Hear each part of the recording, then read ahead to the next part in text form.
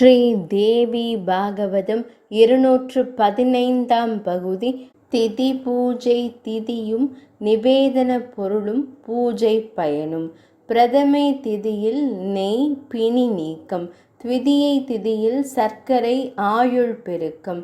திருதியை திதியில் பால் சகல துக்க நீக்கம். சதுர்த்தி திதியில் பக்ஷணம் விக்ன நிவர்த்தி. பஞ்சமி திதியில் வாழைப்பழம் புத்தி கூர்மை. சஷ்டி திதியில் தேன் உடல் ஒளி.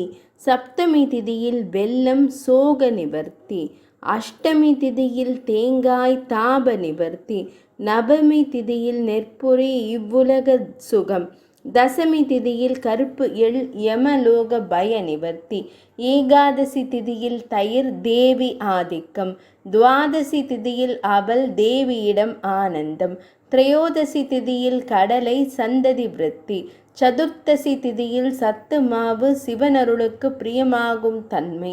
பௌர்ணமி திதியில் அல்லது அமாவாசை திதியில் பாயாசம் கரையேற்றல் மற்றும் வார பூஜையும் நட்சத்திர பூஜையும் யோக பூஜையும் கரண பூஜையும் செய்ய வேண்டும். 215 பகுதி நிறைவடைந்தது.